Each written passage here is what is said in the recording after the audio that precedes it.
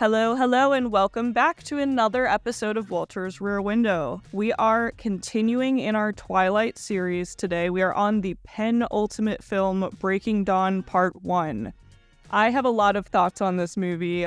This was my first time seeing it. I believe Claire has seen it before, but we're going to go over our thoughts and feelings on this particular movie and start thinking about Part 2. So stay with us. First of all, Bella, you say this? Why would you invite Jacob to the wedding?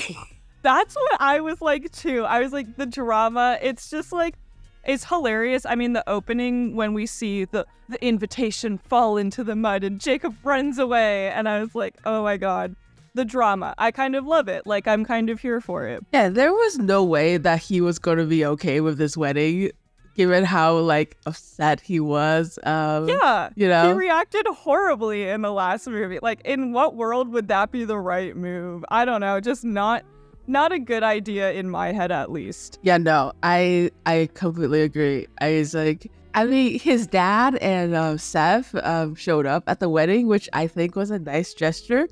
But when Jacob did show up and it was happy at first and then sad and then just like angry and like it was, I don't know, that moment was so crazy to me. Yeah. I want to start before we get into that because before we get into that, let's start with the wedding. Yeah, I do have stuff to say. So we finally met the Alaskan cousins, which they're all blonde and hot. Yeah, that was so random. I mean, we were talking about that in the last episode because we were like, yeah, like, isn't there anyone else that could call? And now all of a sudden there's a bunch of relatives joining us. So also, one of the Alaskan cousins has like electric shock powers.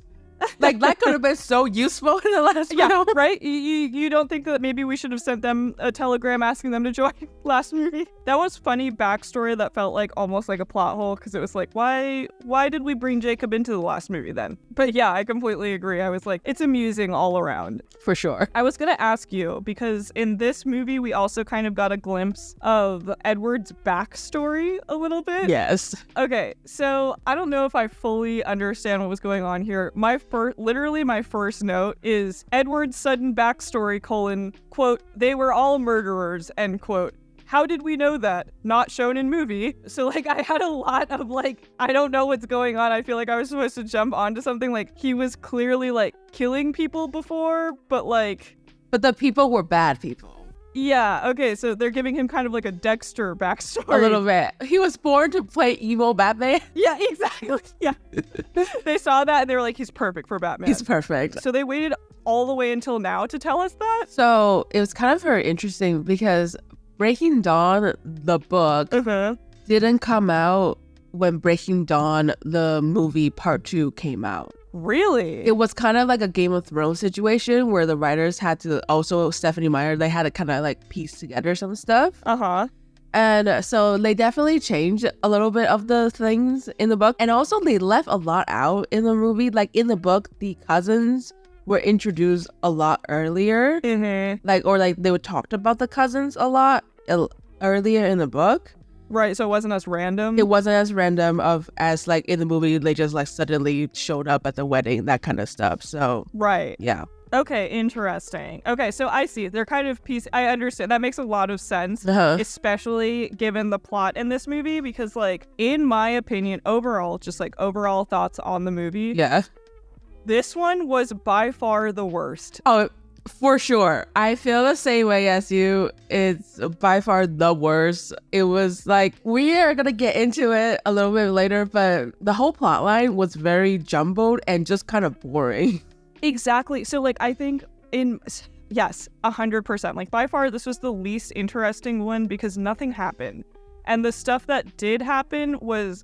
It's like they took 2 moments and they stretched them out across 2.5 hours. Yeah. And I was sitting there and I was like, you just didn't need to do that. Like, I don't think this needed to be a part 1, part 2 situation. Like, now given the context of like, they were kind of like writing it as the movies were coming out, like that makes sense. But like watching it like as a viewer, I'm like, there is 0 point to splitting this into 2 parts because nothing happened in part 1. Yeah. No. I thought the wedding venue, like the wedding scene, was nice. So did I. That's what I was going to say too. Like, I thought the production design and the look of it was really pretty. I love the flowers. I think it's like wisteria hanging down from the ceiling. I thought that was beautiful. Like, I was kind of inspired. I was like taking notes. Yeah. Okay, we're going to start Maya's fashion corner earlier today. What did you think about this dress? Okay, you're going to have to help me here because I don't have a lot of the background. Like, we can go back and forth on it because if I'm being honest, I hated her dress. Like, I wanted to like it. I really did. But I hated it. And I think, like, when I was looking, there's this sequence that comes up before the actual wedding where she has a dream about them getting married. And she's in a different dress.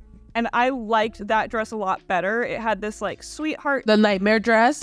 Yes. It had, like, a sweetheart neckline. It was fitting. It was nice. Like, it was pretty. The only thing I didn't like about it was the beige belt. Like, I was like, there's no reason we need to be bringing that in there. Okay, so her wedding dress, the actual one, not the nightmare one, was designed by Carolina Herrera.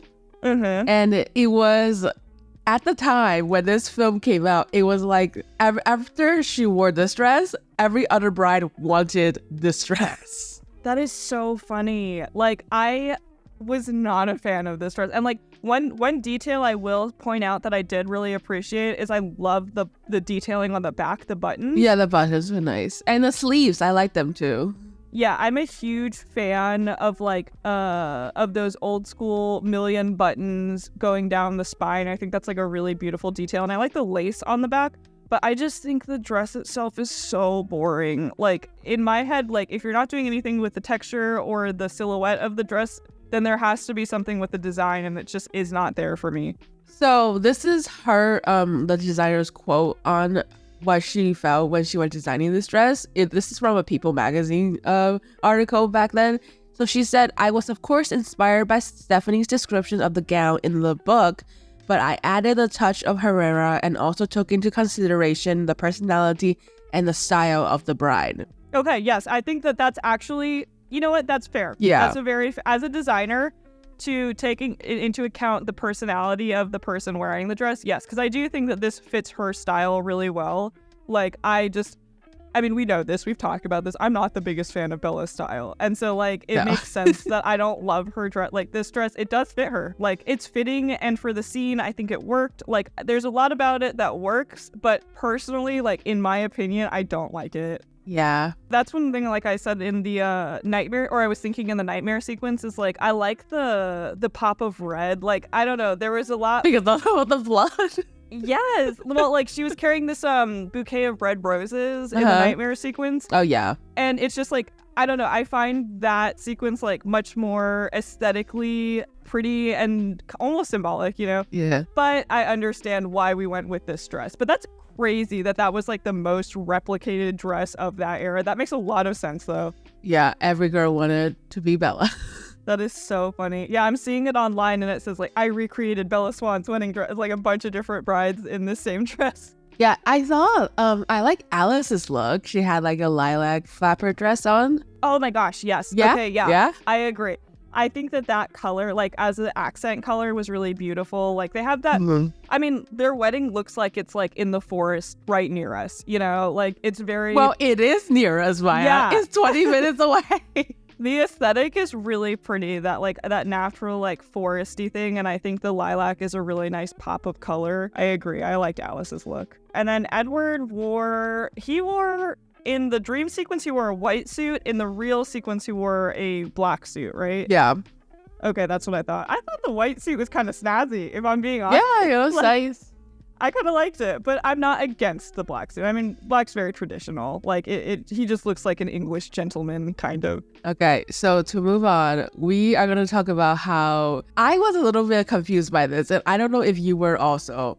Was Jacob upset that they were going to have sex while she was still a human, or was he just, like, upset in general? That's what I want to know too, because, like, there is so much in this movie, like, so little happens, but it requires so much background information that if you haven't read the books, you just don't have. Yeah. So, like, when I'm watching this movie, I'm like, why is that a problem? Nobody has ever said in this entire movie series what's going to happen if they have sex, right? Yeah. And so either we're speculating, and, like, there was no, like, backstory to it. like zero. Yeah, until this film.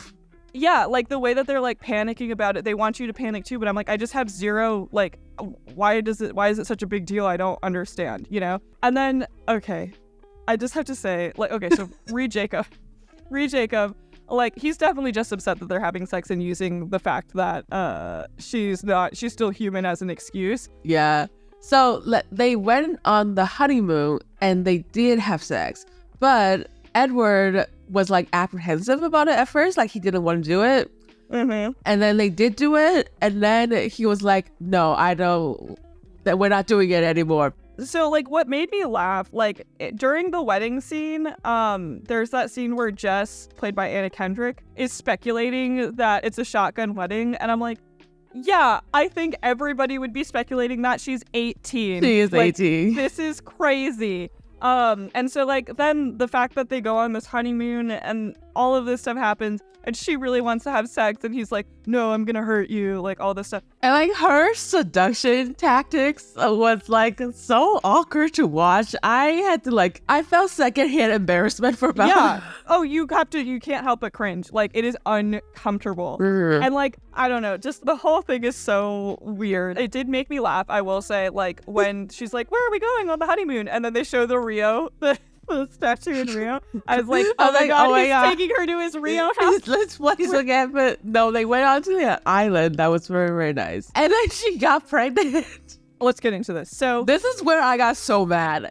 Okay. I feel so much rage because like Edward's like, I don't want to hurt you, like all this stuff. And it's like, I understand having some apprehension and trying to be aware of like the differences in you versus her, right? However, I never would have married Edward because this was such a fundamental disagreement between the two of them.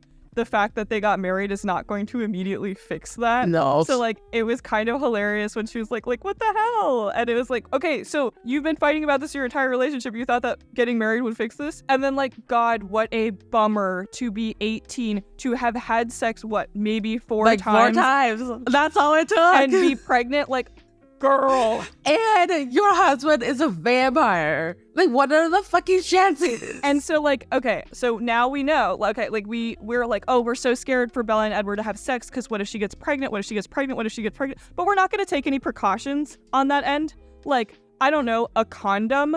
Like, I'm sitting here just like, you didn't think that, okay, so like if she gets pregnant, it's the end of the world, right? Everybody's acting like it's the end of the world, but we're not going to do anything just in case, you know? Oh, because I think they didn't think she could have gotten pregnant because technically Edward is dead. That's what they kept saying, but then they were like, well, what happens if she gets pregnant? And so they were still like talking about it. And so I was like, if this even was a remote possibility, like, why didn't we think like, I don't know, like a $7 investment would make all the difference in your life together? It's just weird. But also, like, this is a part, this breaks all vampire context. This should not happen. Yeah, like, so then the entire movie from that point on, that's like basically the first 45 minutes. So then we have an hour and like 15 minutes left of just like her having this baby suck the fucking life out of her. Yes, like literally watching her just lay on a couch gaunt for the rest of the movie. Okay, I'm just gonna say this, and like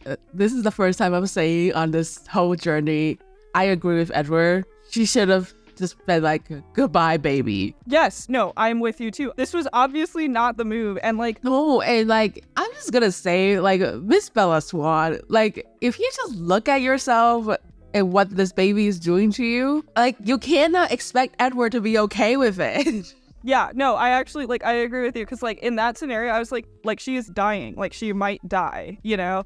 And it's just reckless to be like, no, like... And for her to tell Edward that he needs to love the thing that's gonna kill her is unreasonable and unrealistic. Yeah, no, I completely agree. Like, I just think, like, this movie, it brought up, like, a really interesting... It kind of danced around it, but it absolutely did bring up, like, the pro-life, pro-choice conversation. Because, like, what you're saying, like, Edward kept being like, dude, you can't do this. It's not viable. It's not a good idea. And like you said, like, this is the first time in the entire series that I'm like, he's right. Like, he is right in this instance. Like, you are going to die, and the likelihood of you dying versus surviving is so skewed. Like, look at yourself. You are literally dying. You know, she looks awful. I mean, she did die. Technically, she did die. Yeah. And so, like, I understand where he was coming from in that moment, and, like, her being like, no, you have to love. It's just, she is acting. I mean, it's not her fault because she is 18. But she shouldn't have gotten married at 18 because she just does not have like the mental capacity to make decisions like this on and like in a long-term relationship and for people she is literally creating and bringing into the world. Yeah. So like I was just like, this is so. And Edward should have, like, we've had this conversation before. Edward should have more mental capacity than an 18-year-old, but God, he does not. Like, no. And if anything, I felt like Edward's family kind of dropped the ball with this one.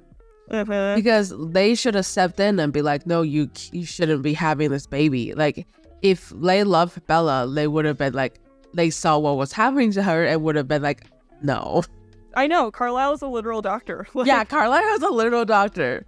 The only person who's like actually equipped to handle a situation like that. And he was just kind of like stepping back and letting Bella destroy her life, basically. No, I completely agree. And I think like, it's funny, like because she found out she was pregnant 14 days after she had gotten married. Yeah. So she's married at 18, 14 days after the wedding, she's pregnant. And then we see her at 2 weeks and she's showing like she's 9 months pregnant. Like that was crazy. Like the growth of this baby is insane. I was like, this baby's gonna be enormous, like huge. I don't know. I have like some real problems with this because like I understand where she's coming from. But for her to expect Edward to love this baby when he sees in real life what this baby is doing into her is unfair towards Edward. Yeah. And I think they should have like done what Edward wanted. Yeah, like I think she should have been at the very least, like more receptive to that idea. Yeah. Because like obviously like the people / vampires who have more context for the situation are like, hey, this is not a good idea and it's actively bad for you and your health. Like you are going to die, you know? I mean, just like looking at her, the way that like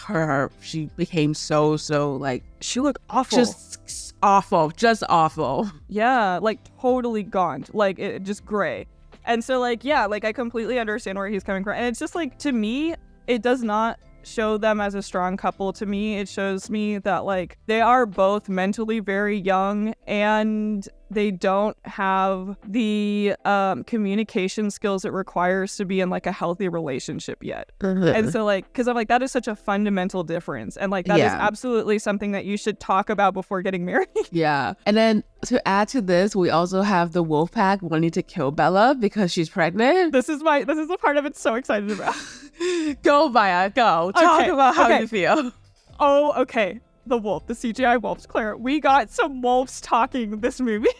Like, my jaw hit the ground when those wolves started talking. I was like, I knew it. I knew it was going to happen. I was just waiting up until this movie. And they started talking in this movie. And I was like, yes, finally. We get the CGI wolves talking. I'm obsessed. And then, so I don't fully understand, like, why they're so upset about it. Like, re-lore, you know? Yeah, I don't really get it either. Like, I don't really, like, I get that Jacob's upset, and I guess they're just, like, backing him, but logically speaking, it doesn't really make a ton of sense. No. Okay, so kind of this ties in. You know, my jaw hit the ground when she was talking to Edward about potential names for the baby, right? Because first of all, she assumes that it's a boy, right? She assumes it's a boy. She says he the entire time. She says he the entire time. Claire, do you remember what the name was supposed to be if it was a boy? Oh, what was it? It was EJ, aka Edward Jacob. Oh my God. I was the disrespect. I was like, the rage you would see in my eyes if I was Edward in that scenario. I'd be like, sorry, what? What was the name again? Like, oh my God. My jaw hit the ground. I was laughing so hard. I was like, no way. I'm obsessed. Stephanie, that is the funniest line. I mean, she is unhinged. She's a sadist. She's a sadist.